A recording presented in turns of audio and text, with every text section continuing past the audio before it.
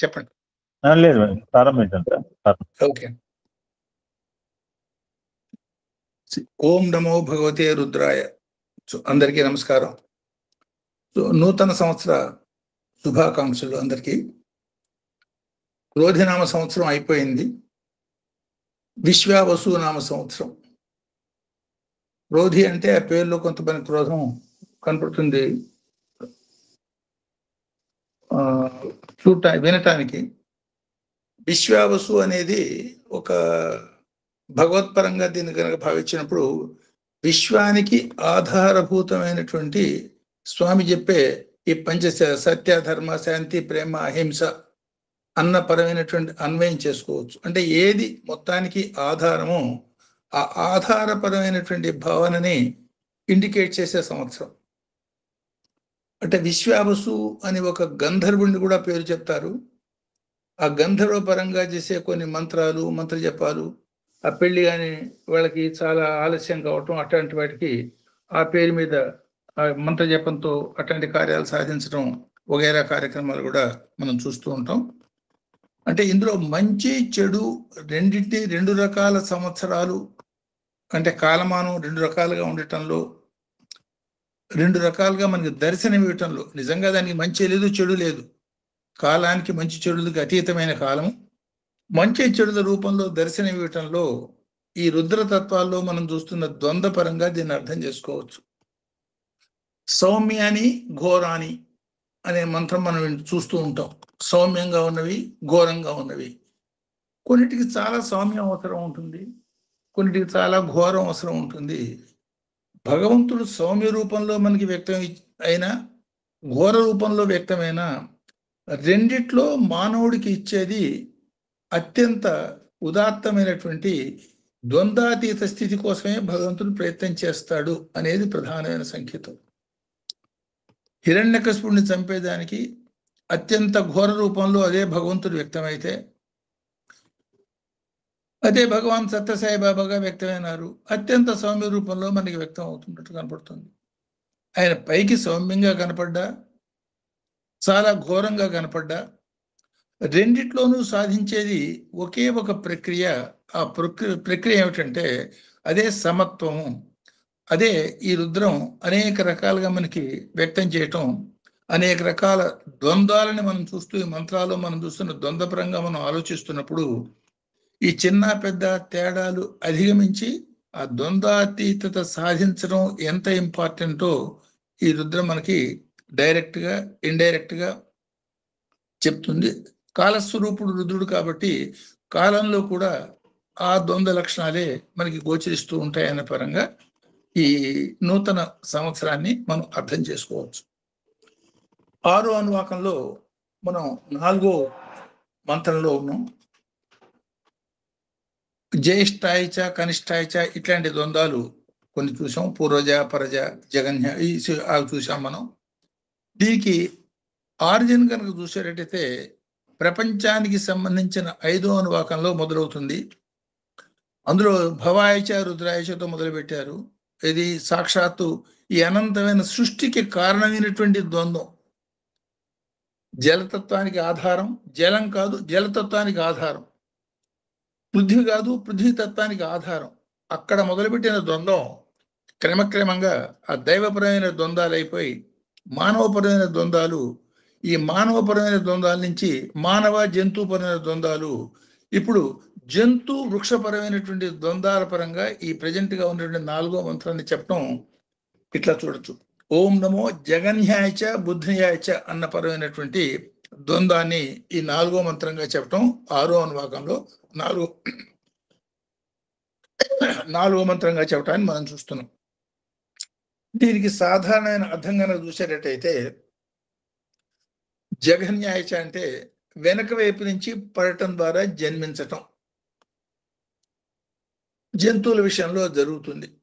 తల్లి జంతువు యొక్క వెనక భాగం నుంచి నూతన బిడ్డ పుట్టడం అనేది జరగటం అనేది అది జగన్ వెనక. బుద్ధియాయచ కింద నుంచి పైకి లేవటం అనే దాంతో నూతన జన్మ యొక్క ఆవిష్కారం కావటం. గింజ నేలలో పడి దానికి కావలసిన వనరులు, సౌకర్యాలు తీసుకున్న తర్వాత, నీళ్లు, గాలి, ఎరువు తీసుకున్న తర్వాత కింద నుంచి పైకి లేస్తూ పుట్టడం అనేది మనం చూస్తాం. జన్మపరంగా జంతు జన్మని వృక్ష జన్మ కన్నా సుపీరియర్గా చూస్తాం. ఊర్ధ్వ నిమ్న పరమైనటువంటి ఆలోచనలు కనుక చేసేటట్టయితే ఆ వివరాలు కూడా 1 నిమిషం 2 నిమిషాలు. అనేక రకాల స్థాయి పరమైనటువంటి జన్మల్లో జంతు జన్మ వృక్షపరమైనటువంటి జన్మ కన్నా కూడా సహజంగా సుపీరియర్ అయినటువంటి జన్మగా చూస్తాం. సో జంతు జన్మ కన్నా సుపీరియర్ అయింది మానవ జన్మ. మానవ జన్మలో ముందు నుంచి కింద పడటం అనే ప్రక్రియగా నూతన జీవి ఆవిష్కరింపబడితే, జంతువుల విషయంలో వెనుక నుంచి కింద పడటం అనే రూపంలో జీవి ఆవిష్కరింపబడటం, నూతన జీవి ఆవిష్కరింపబడటం అనే ప్రక్రియ మనం చూస్తే, కేవలం వృక్షాల్లో మాత్రమే కింద నుంచి పైకి లేచి ఉన్న స్థానంలోనే రుజువుగా పెరగటం అనే ఒక విధానం వృక్షాల్లో మనం చూస్తాం. ఈ 2 రకాల ద్వంద్వాల్లో ఉన్నటువంటి తేడాని గమనించారా, గమనించండి అన్న భావాన్ని ఈ రుద్రమంత్రంలో సాక్షాత్ భగవాన్ ద్రష్టగా చెప్పటం అతి సాధారణమైనటువంటి భావం. జంతు జన్మ వృక్ష జన్మ పరమైనటువంటి ద్వంద్వాన్ని ఈ సాధనాపరమైనటువంటి భావనగా మనం అన్వయించి చూసుకున్నప్పుడు ఇట్లా దీని గురించి ఆలోచించవచ్చు. ఎందువల్ల ఇది సాక్షాత్ భగవంతుడే, అంటే రుద్రతత్వం శంభుతత్వం కాకుండా న్యూట్రల్ తత్వం అంటే భగవాన్ ద్రష్టగా ఈ దర్శనాన్ని మనకి ఈ రుద్రమంత్రంగా ఇండికేట్ చేయటంగా మనం చూడొచ్చు. సో దీనిలో సాధారణ అర్థం కనుక ఏంటంటే చెప్పింది అంతకని ఏమీ లేదు.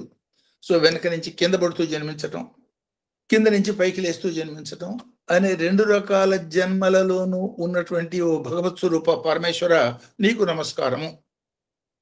సో దీని యొక్క ప్రత్యేకమైన అర్థాలు, సాధనాపరమైన అర్థాలు కనుక మనం చూసేటట్టయితే, సో అనేక రకాల ద్వంద్వాల్లో నుంచి ఈ జంతు వృక్ష అంటే దీన్ని మనం చెప్పేటికి సార్వత్రిక రుద్రుడి యొక్క సార్వత్రిక దర్శనాలు అంటే చూసింది మొత్తం, కళ్ళకి కనిపించింది మొత్తం కూడా రుద్ర భావన కలగాలి అన్నప్పుడు ఏ రకమైనటువంటి భావనతో మనం జీవించాలి అనే మాటని ఈ మంత్రం మనకి ఇండికేట్ చేస్తుంది. అఫ్కోర్స్ అన్ని మంత్రాలు అదే ఇండికేట్ చేస్తున్నాయి. సో దేని మీద కూడా అల్పమైనటువంటి భావన ఉండకూడదు. సో ఉదాత్తమైనటువంటి జంతు జన్మ కన్నా తక్కువ స్థాయి జన్మ అయినటువంటి వృక్షాన్ని చులకనగా చూస్తారేమో, అది ఒక్కటే కింద నుంచి పైకి లేస్తూ తన యొక్క జన్మని ఇండికేట్ చేస్తోంది. ఆ మాట మర్చిపోమోకండి. సో అందులో ఉన్నటువంటి ఉదాత్త భావాన్ని చూడాలి తప్ప మిగతావి చూడొద్దు. దీన్నే స్వామి మాటల్లో కనుక మనం అర్థం చేసుకునేటట్టయితే, సర్వకాల సర్వావస్థల్లోనూ పాజిటివ్ అవుట్లుక్ తప్ప ఏ పరిస్థితుల్లో నవ్వులాట కూడా నెగిటివ్ అవుట్లుక్ వద్దు అంటారు. ఆయన చెప్పిన ఉదాహరణకు చూస్తే కూడా సాధారణమైనటువంటి మానవులు యాక్సెప్ట్ చేసేదానికి కొంచెం కష్టపడే విధానంగా ఉంటుంది. ఈ ఏరియాలో అనంతపూర్ ఏరియాలో తేలు గరిస్తుందంటే దాదాపు చచ్చినంత పని అవుతుంది. అంటే మంటగబ్బలను పెద్ద పెద్ద తేలు నల్లగా ఉంటాయి. అంటే స్వామికి చిన్నప్పుడు కుట్టిన తేలు కనుక కుట్టేటట్టయితే ఆ బాధ వర్ణనాతీతమైన బాధ. స్వామి దానికి చెప్పిన మాట, పాము కుట్టలేదు అని సంతోషించు అనే మాట చెప్తారు. తేలు కుట్టిన దానికి బాధపడమోక పాము కుట్టలేదు కాబట్టి సంతోషం, ఇంకా నేను బతుకున్నాను కాబట్టి నేను సంతోషిస్తున్నాను అన్న అంత పాజిటివ్ దృక్పథం ఉండాలి. అప్పుడు మాత్రమే ముందుకు పోగలగడానికి, విశ్వం అంతా ఒకే ఒక రుద్ర చైతన్యం అనే మాట అర్థం చేసుకోవడానికి మనిషికి సాధ్యం అవుతుంది అన్న మాటని ఈ మంత్రపరంగా మనకి చెప్పటంగా మనం చూడొచ్చు. ఇంకొక మాట కూడా స్వామి చెప్పిన మాట ఇక్కడ మనం గుర్తు చేసుకోవచ్చు. కింద పొర్లాడుతున్న బిడ్డని పైకెత్తేదానికి తల్లి కిందకి వంగి బిడ్డని పైకి తీసేదానికి కిందకి వంగుతుంది తప్ప బిడ్డకి లొంగిపోయేదానికి కాదు అనే మాటను కూడా చెప్పచ్చు. అంటే అన్ని రకాల జీవుల్లోనూ ఇదే షిరిడి సాయి అవతారంలో చెప్పిన మాట కూడా మనం ఇక్కడ గుర్తు చేసుకోవచ్చు.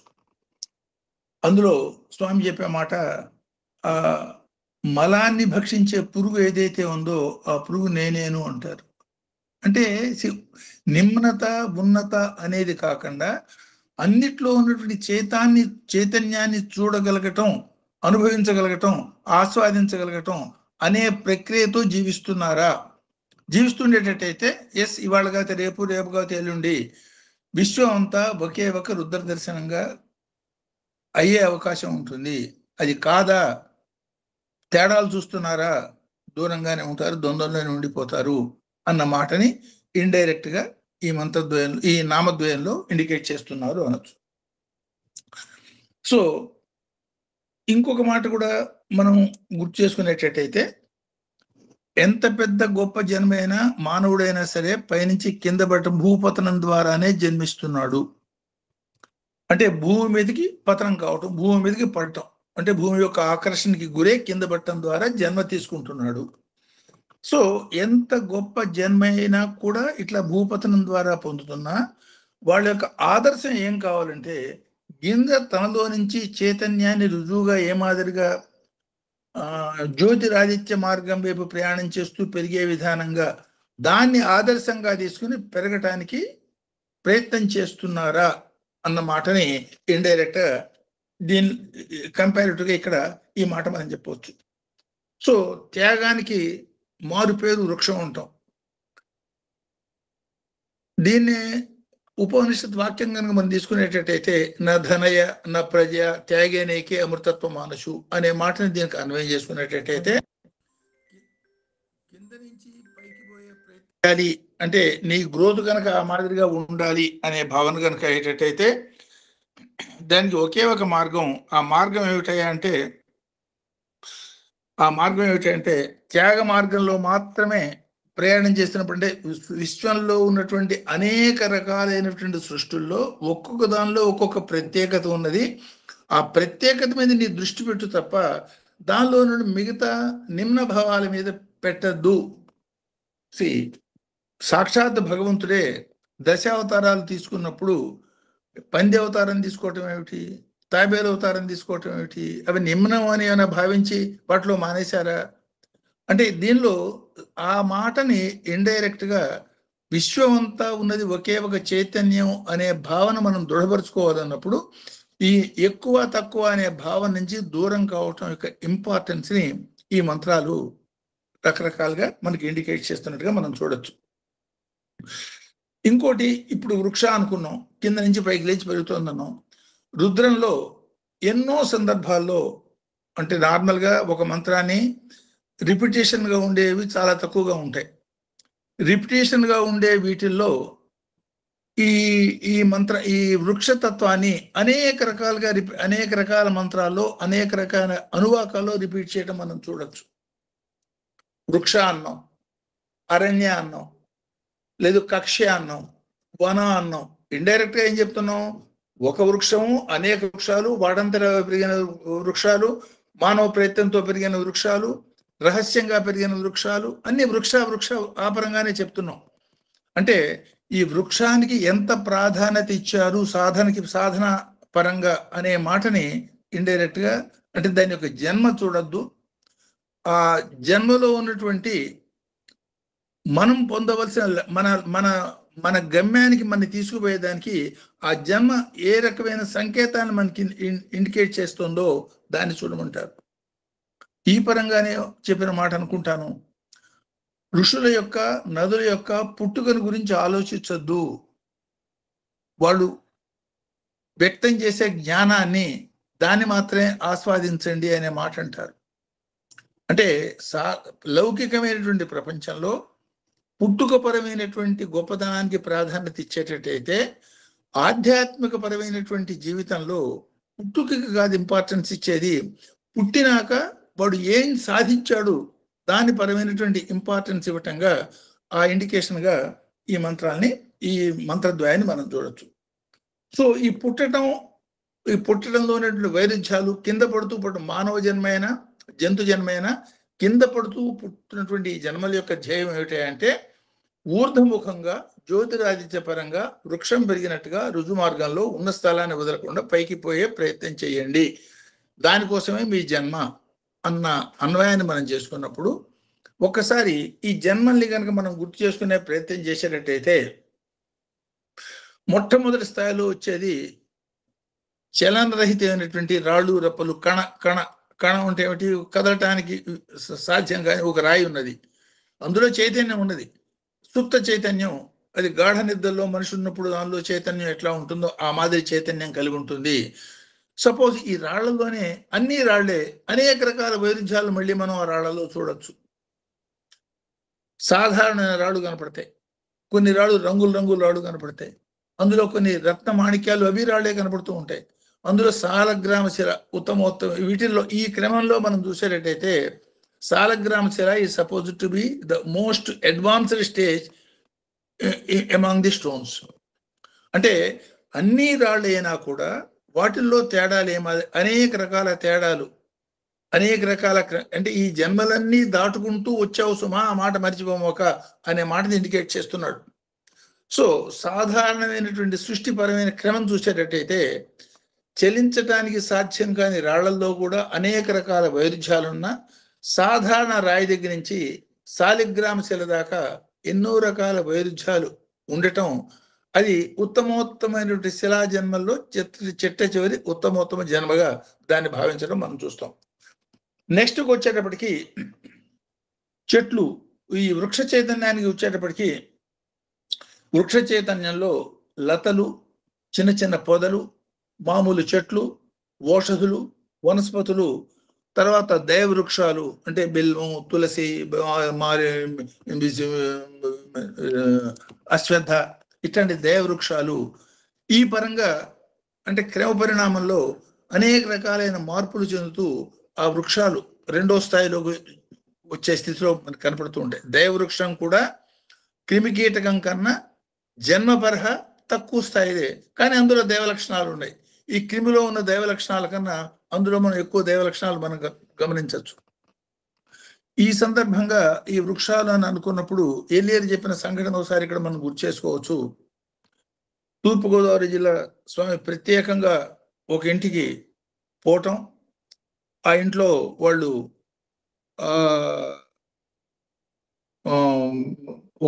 వాళ్ళ ఇంట్లో ఒకే ఒక నేరేడు చెట్టు, ఎన్నడూ కాయలు, ఒకే ఒక సంవత్సరం ఒకే ఒక కాయ కాచింది. ఆ సంవత్సరం స్వామి రావటం, దాన్ని చాలా స్వామి ఇట్లా జరిగిందని చెప్పటం, స్వామి ప్రత్యేకంగా అట్లానా అని ఆయనకి తెలియనట్టుగా ఆ దొడ్లోదా కాబట్టి ఆ చెట్టును చూడటం, ఆ కాయను కోసి ఈయనకి ఇవ్వటం, ఆ కాయ నుంచి ఒకటో రెండు గింజలు ఈయన తిన్న తర్వాత ఈయన బయటకు వచ్చినాక ఆ చెట్టు మాడి తర్వాత చనిపోవటం అనే కథ సంఘటన. అంటే ఏమంటే వృక్ష రూపంలో స్వామి కోసం వెయిట్ చేసి స్వామి తన యొక్క గింజ తినంగానే స్వామి యొక్క అనుగ్రహంతో ఆ వృక్ష రూపం నుంచి డైరెక్ట్గా మోక్షం పొందింది.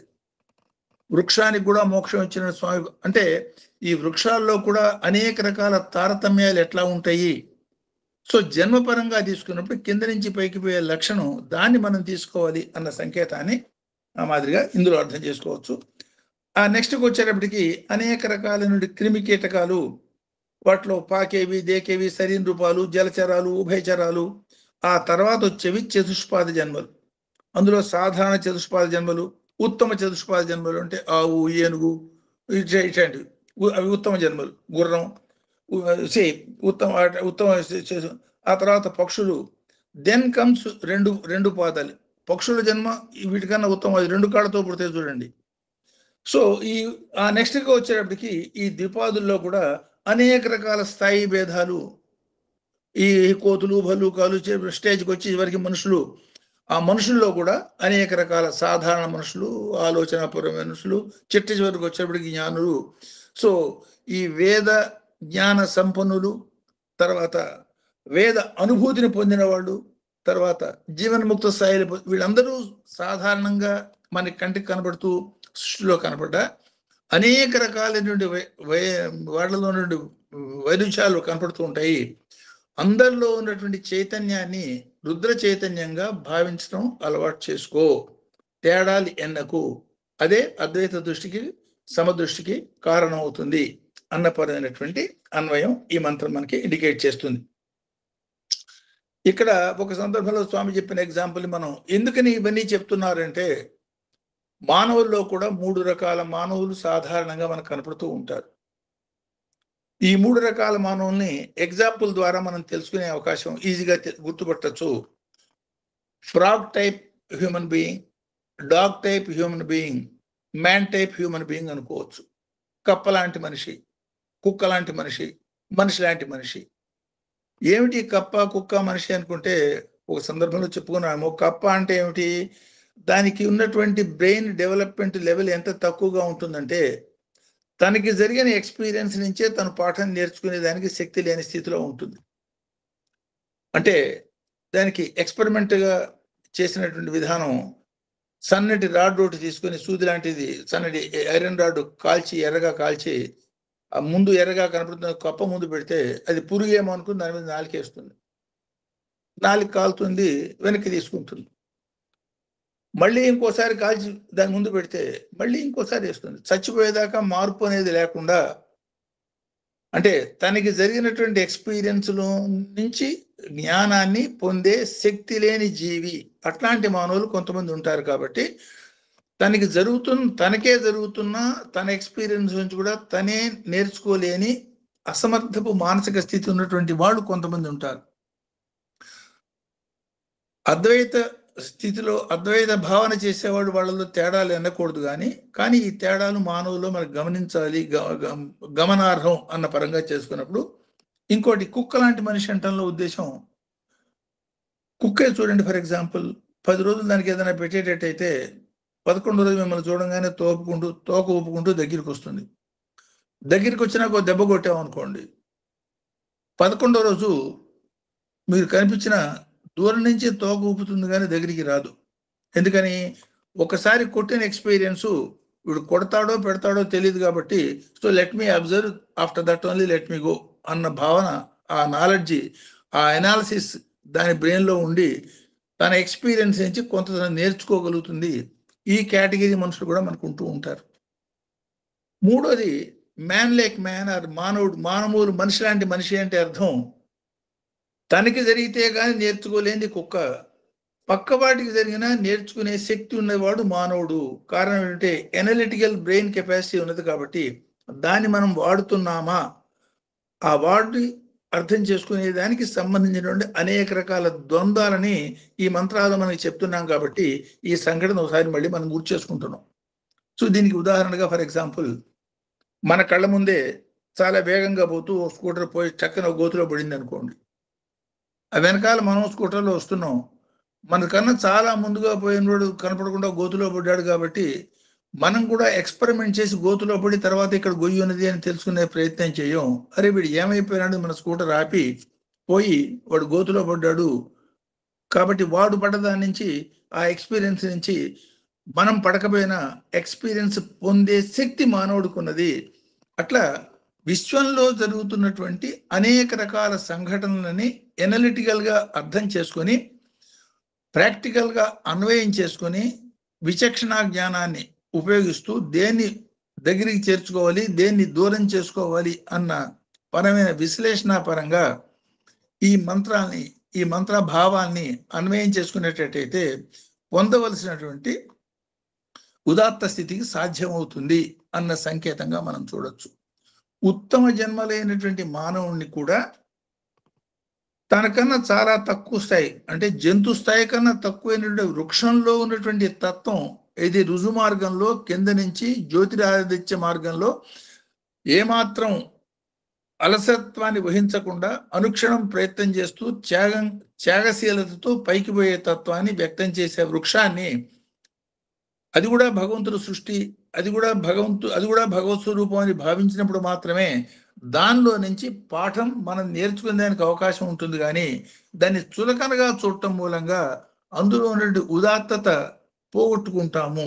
కాబట్టి దేన్ని చులకనగా చూడకుండా అది మనకి మన పురోగతికి ఏం పాఠం నేర్పుతోంది అనే విశ్లేషణాత్మకమైనటువంటి భావంతో ఈ మంత్రాల్ని అన్వయం చేసుకోండి అన్న సంకేతాన్ని కూడా ఇండైరెక్ట్గా ఇక్కడ మనం చూడొచ్చు.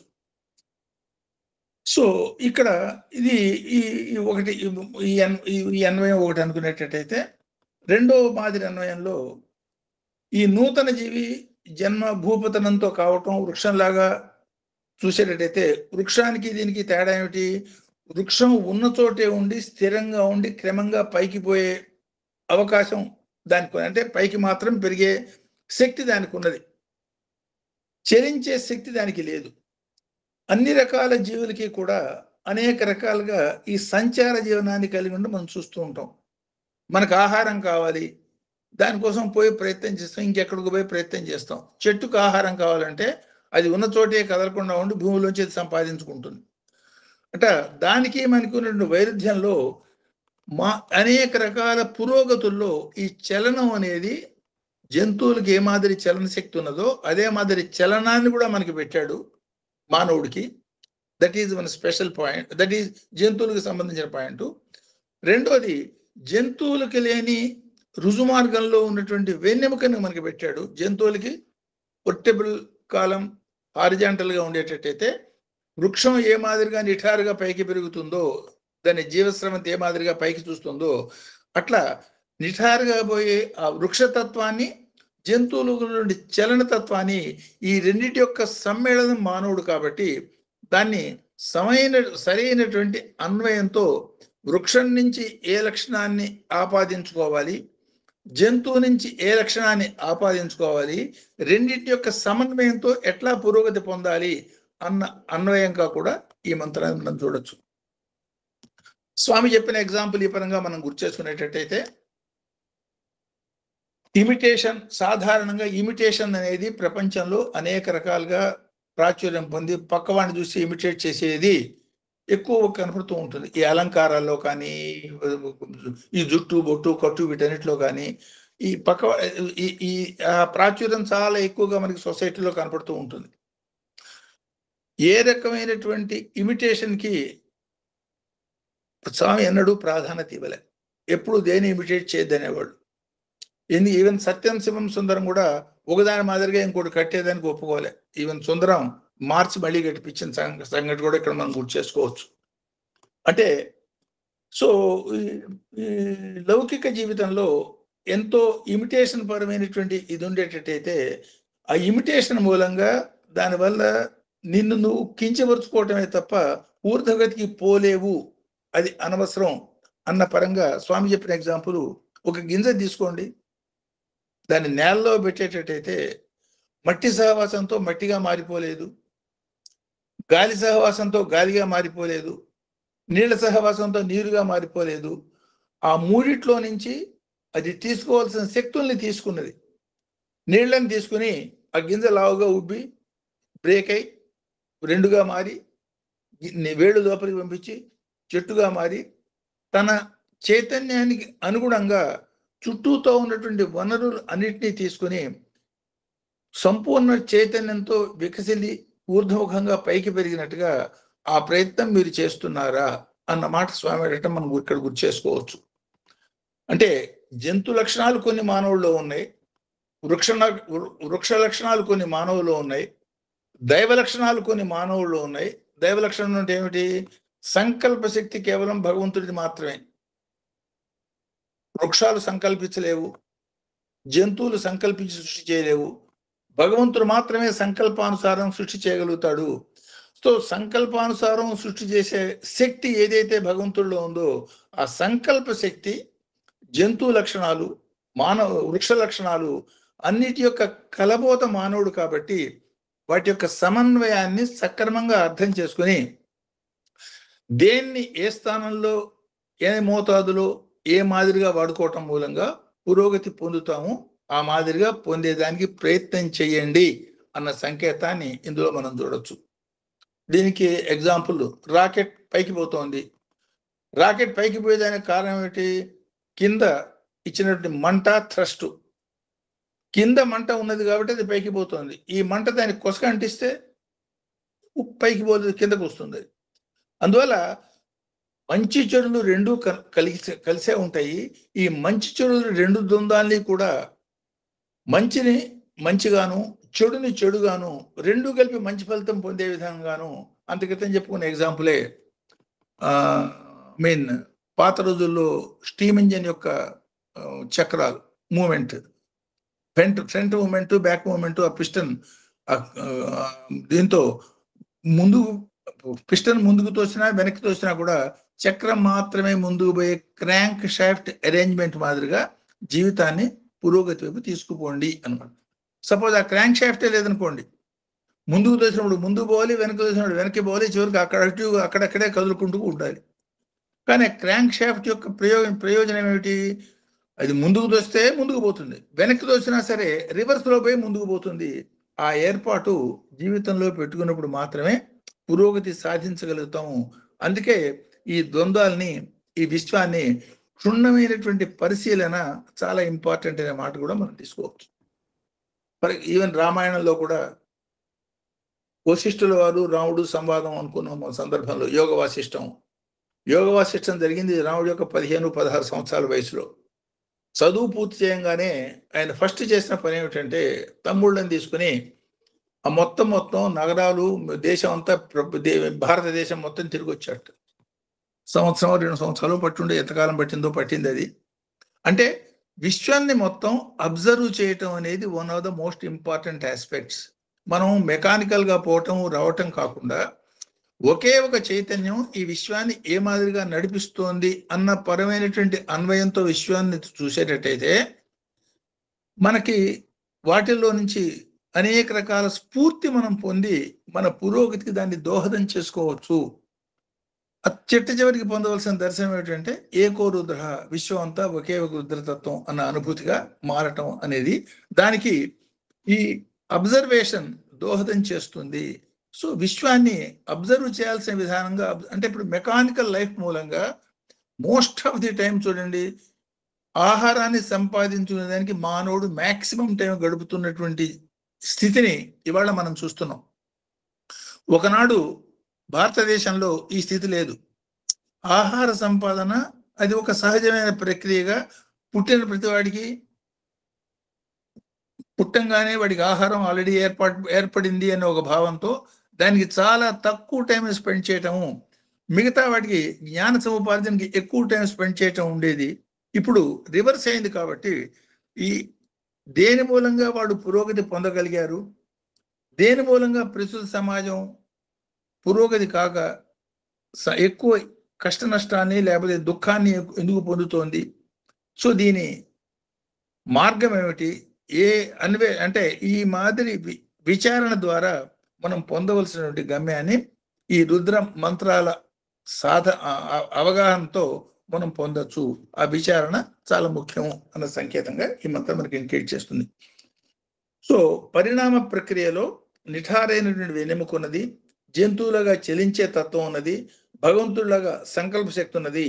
ఈ మూడింటిని సమన్వయంతో నీ పురోగతికి వాడుకుంటున్నావా? వాడుకునేటట్టయితే ఎస్, ఇట్ ఈస్ పాసిబుల్, అనుకున్న గమ్యాన్ని సాధించవచ్చు. వాడకపోయేటట్టయితే గమ్యం దూరంగానే ఉండిపోతావు అన్నమాటని. రెండోది, మూల కారణ పరంగా దీనికి ఆలోచించేటట్టయితే మూల కారణ పరంగా కూడా ఇంకొక అన్వయం చేసుకోవచ్చు. జగన్య బుద్ధ్య, చెట్టు పెరుగుతోంది, బాగానే ఉంది. చెట్టు పైకి రావడానికి దానికి ఆధారమైంది వేళ్ళు. పైన వాతావరణంలో తీసుకున్నా ఈ వేళ్ళు పైకి కనపడుతున్నాయా? కనపడిన వేళ్ళు కనపడుతున్న చెట్టుకి ఆధారమైనట్టుగా నీకు జరుగుతున్నటువంటి సృష్టిలో ప్రతి మానవుడికి, ప్రతి జీవికి జరుగుతున్న సమస్తానికి కూడా వెనక జన్మల్లో అనేక రూపాల్లో చేసిన కర్మాదులు కారణంగా ఉన్నాయి. కాబట్టి ఆ కార్యాన్ని, కేవలం కార్యాన్ని చూసి ఆదుర్దాపడక మూల కారణాన్ని తెలుసుకుని దేన్ని నివారించడం మూలంగా జన్మ నివారణ అవుతుందో దాన్ని ఆ మార్గంలో ఆలోచించేదానికి మూల కారణపరమైనటువంటి ఆలోచన విధానం అవసరము. చెట్టు ఆ వేళ్ళున్నంత కాలం ఆటోమేటిక్గా చెట్టు పెరగటం, పైకి పోవటం, దాని జీవనం అనేది తప్పదు. సో అది కనుక తీసేసేటట్టయితే, ఆ రూట్ కనుక తీసేసేటట్టయితే, ఆ దుంప కనుక మనం తీసేయగలిగేటట్టయితే చెట్టు నశించినట్టుగానే ఏ కారణం చేత మనకి జన్మ వస్తుందో, జన్మ రాకుండా ఉండాలన్నప్పుడు ఏ మాదిరి జీవనాన్ని జీవన్ముక్తుల్లాగా మనం గడపాలో ఈ సృష్టిలో ఉన్నటువంటి అనేకమైనటువంటి ఎగ్జాంపుల్ 21 గురువులు ఇక్కడ మనం గుర్తు చేసుకోవచ్చు. ఈ ప్రకృతి కన్నా పెద్ద గురువు మనకి లేదు. కాబట్టి ప్రకృతిలో ఉన్నటువంటి అనేక జీవాలు, అనేక చరాచర సృష్టి మొత్తం ఏ మాదిరిగా మనకు పాఠాలు నేర్పుతుందో ఆ మూల కారణాన్ని తెలుసుకునే దానికి జన్మని ఉపయోగించుకోండి అన్న మాటని ఈ 4-5 రకాల జీవరాశులు కిందసారి అనుకున్నాము. ఉద్భిజ అంటే నేలలోంచి పైకి ఇచ్చేది, స్వేదయ అంటే ఏమన్నా చిన్న చిన్న క్రిమికీటకాలు అలాంటి మల్టిప్లై అవుతాయి, ఇది ఫంగస్ లాంటివి, ఇవన్నీ కూడాను. అండజ అంటేనే ముందు గుడ్డు తర్వాత తల్లిగా మారటం, యోనిజ అంటేనే బిడ్డ రూపంలోనే పుట్టడం, మనోజ అంటే సంస్కార అంటే సంకల్పాన్ని బట్టి జన్మ. మహా ఉదాత్తమైనటువంటి జీవులు, బ్రహ్మర్షులు, ప్రజాపతులు, వీళ్ళంతా కూడా సంకల్ప జీవులు. సో అట్లా ఇప్పుడు ఈ కప్ప, కుక్క, మనిషి అనే 3 రకాల జీవత్రయంలో మనిషి పక్క వాళ్ళ జీవితాల అనుభవం నుంచి కూడా ఏ మాదిరిగా జ్ఞానం పొందే అవకాశం ఉన్నదో, అట్లా శరీర పతనం తర్వాత కూడా అనేక రకాల మార్గాల్ని, అనేక రకాల జన్మలు కలగటాన్ని మనకి ఇండికేట్ చేస్తున్నాయి. కాబట్టి జీవించటం, జీవనానికి ఆధారమైనటువంటి అనేక రకాలైన భావ పరంపరలు, వీటన్నింటినీ అర్థం చేసుకుని ఏం చేయటం మూలంగా జన్మరహిత్యాన్ని మనం పొందగలుగుతాము, ఆ ఆలోచన, ఆచరణ ఆత్మకంగా జీవితాన్ని పొందండి. ఇప్పుడు ఫర్ ఎగ్జాంపుల్ షిరిడి అవతారంలో, షిరిడి సాయి బుక్లో మనం ఆ కప్ప పాము కథ, కప్ప పాము కథ కనుక చూసేటట్టయితే కేవలం ఆ కథ మాత్రమే తెలుసుకునేటట్టయితే పెద్దగా మనకి ఉపయోగం ఉండదు. వాళ్ళ వెనక జన్మ బ్యాక్గ్రౌండ్ కనుక చూసేటట్టయితే ఇద్దరు బ్రాహ్మలు, సంస్కారవంతులు, విపరీతమైన లోభము, విపరీతమైన కోపం మూలంగా భయము, లోభం ఉన్నవాడు ఏమైనా కప్పగా పుడతాడు, కోపము, ద్వేషం ఉన్నవాడు ఏమైనా పాముగా పుడతాడు. అంటే ఆ రాగద్వేషాలు, ఈ నెగిటివ్ సైన్స్ అయిన భయము, ఇట్లాంటివి ఎట్లాంటి ప్రభావాన్ని కలిగించి మానవ జన్మ కన్నా నీచ జన్మలకి మంది తోస్తాయి అనే పరమైనటువంటి అన్వయంగా దాన్ని తీసుకునేటట్టయితే అనేక రకాల సాధనలు చేసేవాళ్ళని మనం చూస్తూ ఉంటాం. ఈ సాధనలు చేసేవాళ్ళలో కూడా రకరకాల సాధనలు ఉంటాయి. ఈ రకరకాల సాధనల పరంగా అంతకుముందు చెప్పిన మాట ఒకసారి మనం మీకు గుర్తు చేసుకునేటట్టయితే, మహాభారత యుద్ధంలో జరిగిన సంఘటన, ద్రోణాచార్యుడు చనిపోయిన తర్వాత చాలా ఆవేశపడతాడు, విపరీతమైన కోపం వస్తుంది అశ్వత్థామకి. మహా అస్త్రవేత్త, నిత్య సాధకుడు, గొప్ప శివారాధకుడు. ఆయన ఆ కోపం తట్టుకోలేక, అంటే ఆ కోపావేశానికి గురై తెలిసిన మహాస్త్రాలన్నీ వేస్తాడు. ఆయన వేసిన మహాస్త్రాల యొక్క శక్తి ఎంతంటే భూమండలం మొత్తాన్ని కూడా దగ్ధం చేయగలిగిన శక్తి గల అస్త్రాలు వేశాడు. కానీ ఆయనకు ఆశ్చర్యం ఎక్కడ కలుగుతుంది, కృష్ణార్జునులు ఇద్దరు నవ్వుతూ అదే మాదిరిగా ఉంటారు తప్ప తను వేసిన అస్త్రాల యొక్క ఎఫెక్ట్ ఏమి ఎక్కడా కనపడదు. అదే ఆశ్చర్యపోతాడు, ఈ మహాస్త్రాలు ఎందుకని వ్యర్థమైనవి, ఎందువల్ల ఏ రకమైన ఫలితం నాకు కనపడలేదు, విన్ని నేను వేసిన ఫలానా సంకల్పంతో నేను వేశాను ఎందుకు అని ఆశ్చర్యపోతూ, ఈయన దీనికి తగ్గట్టుగానే వ్యాస మహర్షి అటువైపు వస్తాడు.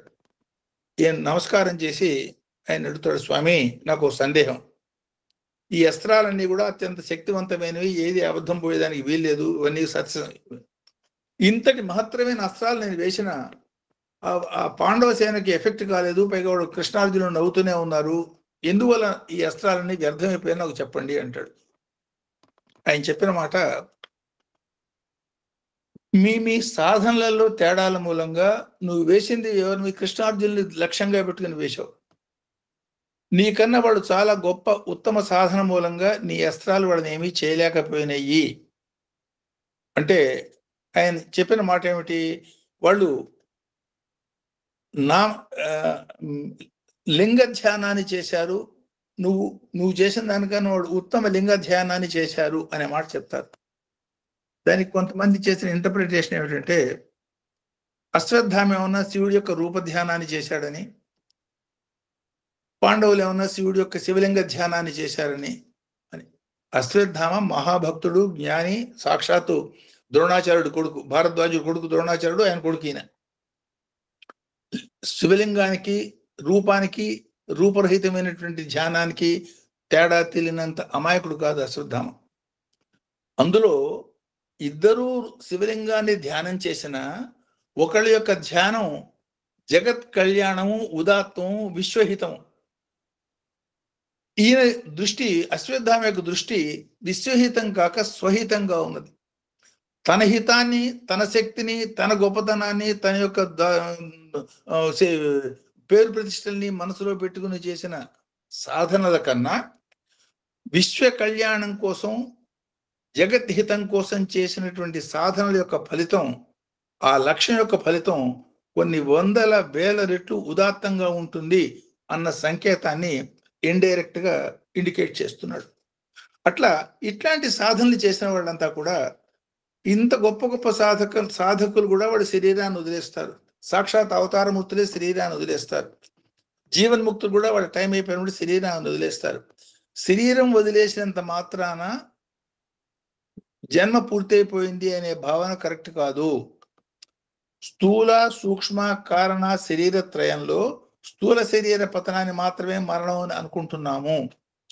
ఈ స్థూల శరీరానికి అంటుకుని ఉన్నటువంటి ఆ సూక్ష్మ శరీరం, ఆ మనోమయ శరీరం వేరుగా సపరేట్గా మనోభావాలతో కలిసి ఉన్నంత కాలం మళ్ళీ కారణ శరీరాన్ని పట్టుకురావటం, మళ్ళీ ఒక స్థూల శరీరాన్ని తయారు చేసుకోవటం, అదే మన సంకల్పాలతో తగ్గ జన్మని మరుసటి కొత్త అవతారంగా పొందేదానికి ఒక ప్రక్రియ మనకి ఏర్పడుతుంది. కాబట్టి ఆ సూక్ష్మ శరీరానికి సంబంధించిన కారణం లేకుండా, అంటే జన్మ మళ్ళీ కలిగేదానికి కారణం లేకుండా పోయేటట్టుగా ప్రయత్నం చేయటం ఇంపార్టెంటు.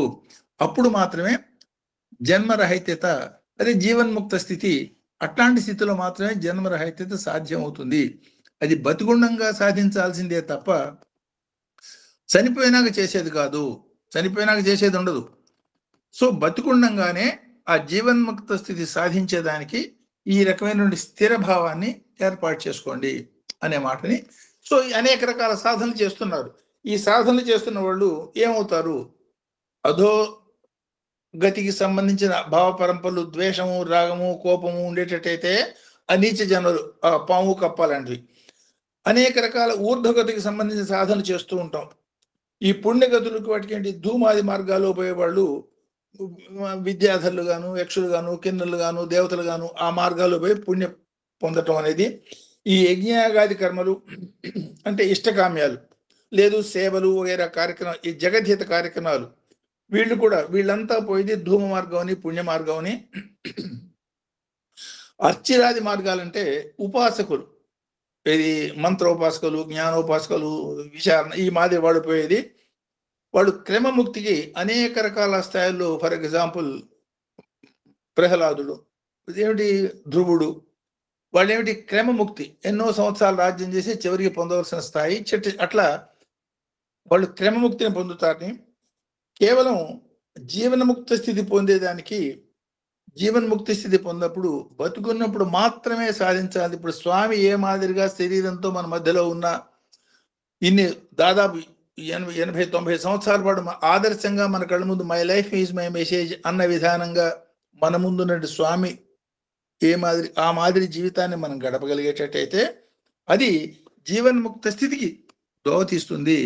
లేదంటే ఉత్తమ కర్మలు చేసినా సరే ఈ పునర్జన్మ తప్పదు. కాబట్టి మళ్ళీ పుట్టడం అనే ప్రక్రియ కాక వీలున్నంత తొందరగా దీన్ని కంప్లీట్ చేసుకునేదానికి ఈ భావాన్ని సరైనటువంటి అన్వయం చేసుకుని పొందవలసిన ఉత్తమ స్థితి పొందండి అన్న సంకేతంగా ఈ ద్వంద్వ మంత్రాన్ని మనం అర్థం చేసుకోవచ్చు.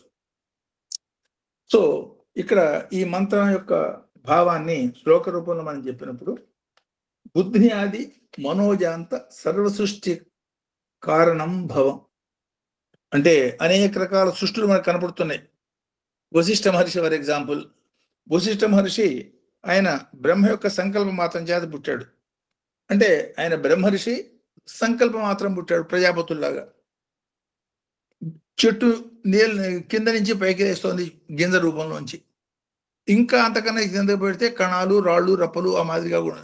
సో ఏ స్థితి, ఏది రాయిగా పుట్టాలి, ఏది మనోజంగా పుట్టాలి, ఏది జన్మరహిత్యం పొంది జీవన్ముక్తులు పొందాలి, ఇవన్నీ కూడా ఆ భౌడి యొక్క సంకల్పాన్ని బట్టి ఉంటాయి. కాబట్టి ఆ వృక్షం ఏ మాదిరిగా ఊర్ధ్వగతిగా జ్యోతిరాదిత్య మార్గంలో ప్రయాణం చేస్తోందో ఆ మాదిరి మార్గంలో మిగతా లక్ష్యాలని, మిగతా చిన్న విషయాన్ని లక్ష్య పెట్టుకోకుండా నీ జీవిత గమ్యం చేరగలిగేదానికి ఏకబిల్వం శివార్పణం అన్న పరంగా ఈ శ్లోకాన్ని, ఈ మంత్రాన్ని శ్లోక రూపంలో మనం చెప్పుకోవచ్చు. బుద్ధ్యాది మనోజాంత సర్వసృష్టి కారణం భవం వృక్ష మార్గ అనుసరణార్థం ఏకబిల్వం శివార్పణం అన్న పరంగా ఈ మంత్రాన్ని మనం కంక్లూడ్ చేసుకోవచ్చు. ఇక్కడ ఆపుతాను నేను. ఇందులో సందేహాలు కానీ, ఫర్దర్ ఎలాబరేషన్, అది ఇంకేదైనా అన్వయానికి క్వశ్చన్ ఏదైనా ఉందంటే those things you can ask, we can discuss that. అందరికీ నమస్కారం.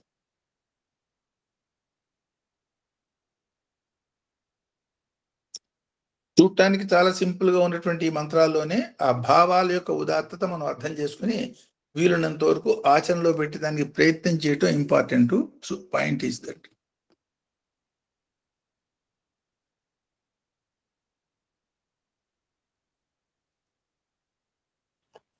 Sairam, Sairam. can a common man, can a layman, ordinary people like me, can understand this abstract subject, sir? Definitely there is nothing like C. ఎందుకనంటే ఇప్పుడు ఆ question వచ్చిందంటేనే you can't think you are just like a common man. ఇప్పుడు జీవితం అంతా కూడా కోహంతోనే start అయింది కదా. ఆ కోహం ఆ క్వశ్చన్ ని వెంట పోయే ప్రయత్నం పట్టుదల కనుక ఉన్నప్పుడు అసాధ్యత లేదు.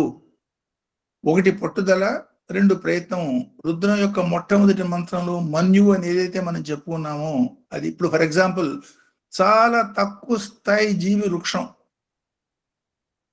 చాలా ఉన్నతమైనటువంటి స్థాయి వేదవేత్త, పూజారిగా ఉండి మంచి గృహంలో గొప్పగా చేసుకుని భగవంతుని అర్చన చేసే విధానంలో ఉన్నటువంటి పూజారి కుటుంబంలో ఉన్న బ్రాహ్మణుడు వాడు మరుసటంలో వాడు పుట్టింది పాము కప్పగా పుట్టారు. వృక్షాల్లో కల్పవృక్షం నీడ కిందనే భగవంతుడు అంతవరకు కూడా వాడి స్థాయి మనం కనపడుతున్నాం. అంటే కేవలం అంటే ఇందాక చెప్పుకున్న మాట ఋషి జన్మకి కానీ నది జన్మకి కానీ మనం పట్టుకోవాల్సిన అవసరం లేదు. ప్రయత్నపూర్వకంగా వాళ్ళు ఏ స్థితి సాధించారు అనేది మాత్రమే లక్ష్యం అనుకోవటంలో కూడా ఉద్దేశం అదే. మీకు చిన్న ఎగ్జాంపుల్ ఒకటి చెప్తాను. షిరిడి సాయి జీవిత చరిత్ర మీరు చదివిందంటే చిట్ట చివరిలో జరిగిన ఒక సంఘటన చూసేటట్టయితే ఒక సందర్భంలో ఒక పండితుడు శ్యామ దగ్గరికి వచ్చి కొత్తగా పట్టుకొచ్చిన బట్టలు తీసుకోమంటాడు. తీసుకోమంటానికి కారణం ఏమిటి అంటే ఆయనకి ఒక కళ వస్తుంది. ఆ కళలో ఏమిటి, ఇదే మాదిరి సందేహాన్ని వ్యక్తం చేస్తాడు. వాళ్ళు మహానుభావులు, జన్మాంతర సంస్కారంతో పుట్టిన వాళ్ళు, మహాయోగులు కాబట్టి వాళ్ళు మోక్షం పొందారు కానీ నాపోటి వాడు మోక్షం పొందగలుగుతాడా, అది ఆయన సందేహం. ఆయన జ్ఞాని, ఆలోచించగలిగిన వాడు, భగవంతుడి మీద భక్తి ఉన్నవాడు. సో ఈ మాట అతను ఆ డిస్కషన్ లో ఈ శ్యామ అంటే స్వామికి దగ్గర అప్పటికి ఫిజికల్ బాడీని స్వామి వదిలిపెట్టేశారు. షిరిడి సాయి ఫిజికల్ బాడీని వదిలిపెట్టడం జరిగిపోయింది. ఈ శ్యామ ఫిజికల్ బాడీతో స్వామి ఉన్నప్పుడు దగ్గరగా ఉండి మాట్లాడటం చేస్తూ ఉండేవాడు. ఈయన కల్లో శ్యామతో మాట్లాడుతున్నప్పుడు శ్యామకి ఈయనకి జరిగిన సంభాషణలో ఇదే మాదిరి భావాన్ని శ్యామకి వ్యక్తం చేసినప్పుడు శ్యామ అంటాడు, శ్యామ ఈయన కన్నా గొప్ప చదువుకున్నవాడు కానీ గొప్ప జ్ఞాని కానీ కాదు, శ్యామ కన్నా ఇతనే చాలా ఎక్కువ జ్ఞాని. అయినా సరే ఈ సందేహం కలిగినప్పుడు శ్యామ అంటాడు, వాళ్ళు మహాజ్ఞానులు కావచ్చు, వాళ్ళు చాలా గొప్పవాళ్ళు, చాలా శక్తివంతులు, చాలా సాధకులు కావచ్చు, మనం అంత పనికిరాని వాడేమేమి కాదే, మనం పద్ధతిలో మనం స్వామిని నమ్మిన వాళ్ళని నమ్మాం, ఆయనే మన మోక్షానికి తీసుకుపోతాడు అన్న నమ్మకంతో మరి మనం చేసుకోవచ్చు అంటాడు. సో ఆయన పాదాలకి మనం శరణాగతి పొందాం కాబట్టి మనకు దాని గురించి దిగులు పడాల్సిన అవసరం లేదు అంటాడు. నీకు ఎప్పుడైనా డౌట్ వచ్చింది, ఆయన పాదాలకి శరణు వేడు అంటాడు. ఈయనంటాడు, ఇదంతా కల్లోనే.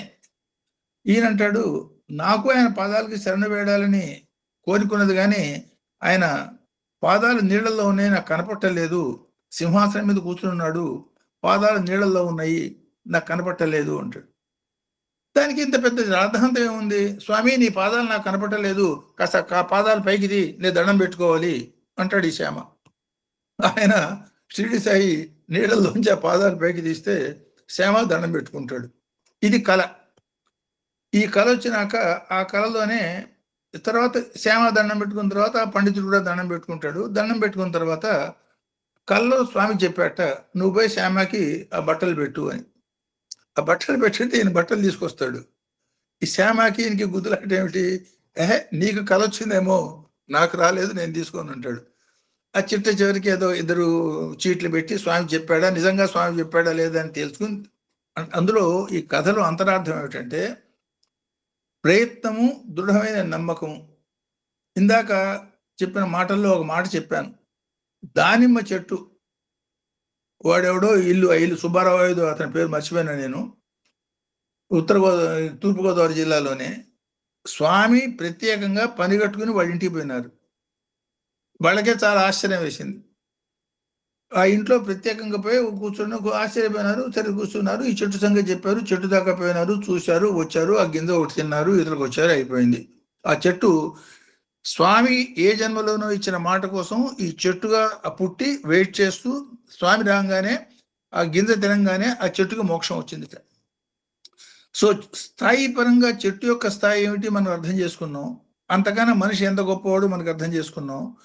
సంకల్ప శక్తిని మనం అర్థం చేసుకున్నాం. కాకపోతే ఏమిటి, దృఢమైనటువంటి నమ్మకము, 1 2 ప్రయత్నము, సరైనటువంటి ప్రయత్నము. ఈ రెండిటితో సాధారణ అసాధారణ అనే తేడా లేకుండా ఎవరైనా పొందొచ్చు అని మనకి నమ్మకం కలిగించడానికి వచ్చిన అవతారాలే ఈ షిరిడి సాయి అవతారం కానీ సత్యసాయి అవతారం కానీ. అంటే కొన్ని సందర్భాల్లో మనకి ఏమవుతుందంటే, చాలా ఎక్కువ చదువుకోవటం మూలంగా కూడా ఎక్కువగా ఉన్న చదువు మనకి కొంత ఎక్కువ సందేహాలకి, ఎక్కువ అపనమ్మకానికి దోహదం కలిగిస్తూ ఉంటుంది. దాన్ని ఎప్పటికప్పుడు తుంచేయాలి, అది అవసరం. Sairam sir, Sairam. Thank you. Sairam. Restart చేసావా?